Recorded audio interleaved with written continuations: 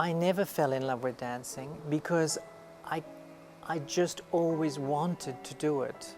I always danced from little. But apparently when we were in church, if they would play a musical section, I would sneak out the back and I would start dancing at the back of the congregation. And my parents thought this is not so good.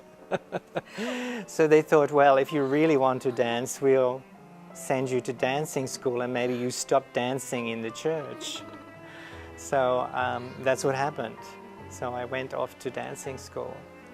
And yeah, that's how it all started.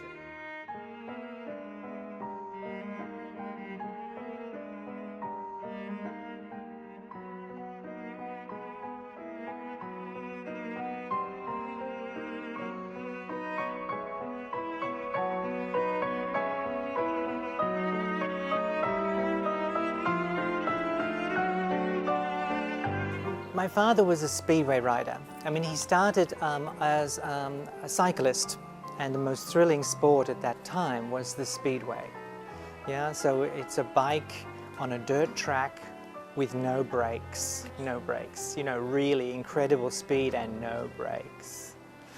So it's a really dangerous sport. My mother was very artistic, so she was the perfect complement to him, I think.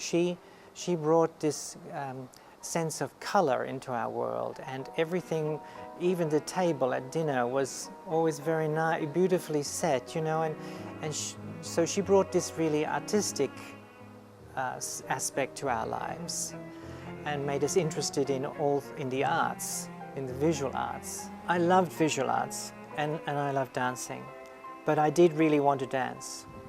My father wanted me to stay at university and do my visual arts degree before I started dancing. But I said to him, look, the sooner I start dancing, the longer career I can have. He had a friend who had a gallery, Kimber Nathan. His name was Kimber Nathan, and he made me take my artwork to see Kim, show him, because he thought Kim would convince me, yes, you should stay in university like your father wishes. But Kim didn't say that. My father was very disappointed. He told my father, you must let him do what he wants to do. You did what you wanted to do. You raced. You didn't go to university. You are happy. Let him do what he wants to do. So my father said, right, go and do it.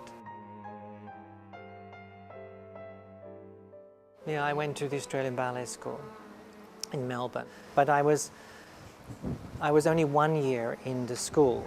Normally it was 3 years, but I did 1 year. I wanted to dance, I wanted to be on the stage. When I was in training just before I became professional,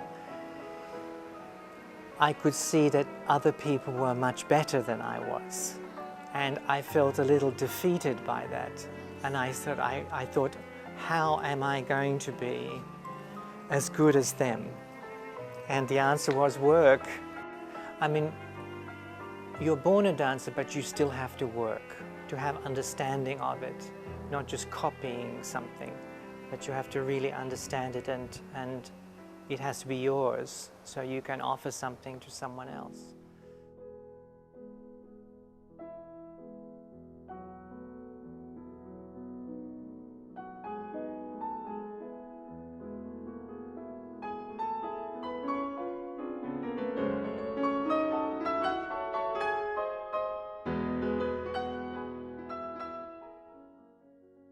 In my second year in the Australian Ballet, you know, I was already keen to choreograph. Yeah. You know, I needed a much bigger education in music and the history of music, you know, the actual kind of theory of music, everything, you know, about it, how it's conducted, everything. And I got into Juilliard in the dance department, but you have to do musical studies and you have to do all of the other things. You can't just do one, you know, thing. And that's what's fantastic about the Juilliard School. And so I was there, and I learned really what I needed to know about music in order to be a choreographer. And that's where I experienced Graham technique, Cunningham technique, Limone technique. So suddenly I was exposed to the contemporary world, and I really fell in love with it.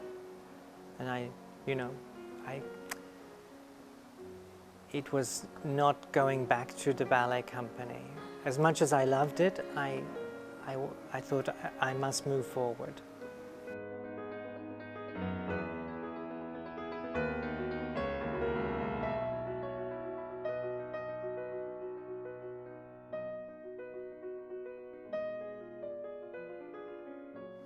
在编舞，在舞蹈创作里头，它有一个很重要的一种方式，就是将音乐视觉化。是。那这是一个要对音乐要有非常强烈的那个感受跟那个有研究或者是有那个直觉的人。那这当今在国际上只有非常少数几个编舞家可以做到看乐谱编舞。那是 Killian 是一个，美国的 Mark Morse 是一个，还有巴兰钦是最早的，那澳洲就是他。Leigh老师他最早回到澳洲的时候，他不是只是带了舞台经验来，他是带着他的教学跟创作经验来。所以为什么称他是澳洲的当代舞之父？他其实他带了一个当代的全新的观念。当年他带来的这种流动性跟这种力量的转化，瞬间的转化。就是我们动作都有一个向性嘛，但它在这个向性当中，它可以转化到另外一个方向去，几乎是不着痕迹的。所以当时像所有人大吃一惊，因为我们在马萨格莱姆也好，或者在凯明汉或者什么也好，你都会看到比较固定的、稳定的一个动作，一个动作完成，再下一个动作，再下一个动作，你看不到那种大面积的自由的流动，然后他一下子成为所有的青年舞者的一个偶像。I think it was like my father. It was my speed and musical. I was dynamic dancer. Me, I like to fly around a space.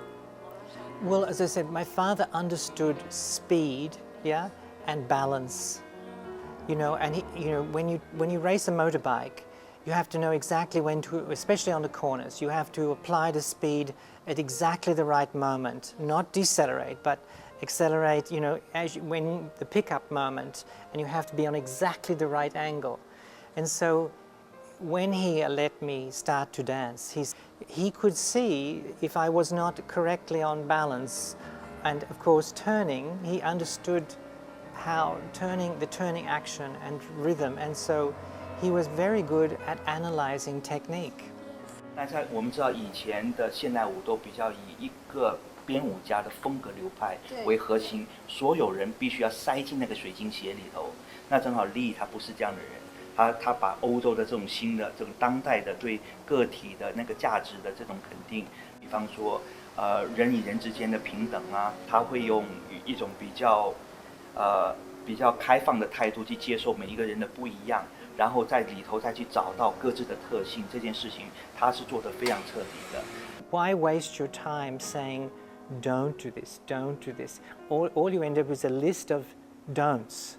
So what would be more useful is a list of things to do. So try this, maybe do this. So give them the positive information that can help them. Why tell them don't do it, don't do it? I think nowadays it's very hard for a lot of younger people because there is so much competition. There was less competition when I was younger. But if something doesn't work out, immediately move, go somewhere, because go and find it, because there is that place, you just have to find it. There is that person who wants to work with you. So if it doesn't work out immediately where you are, don't worry. Go, travel. That's the fantastic thing about dancing. We have a world family.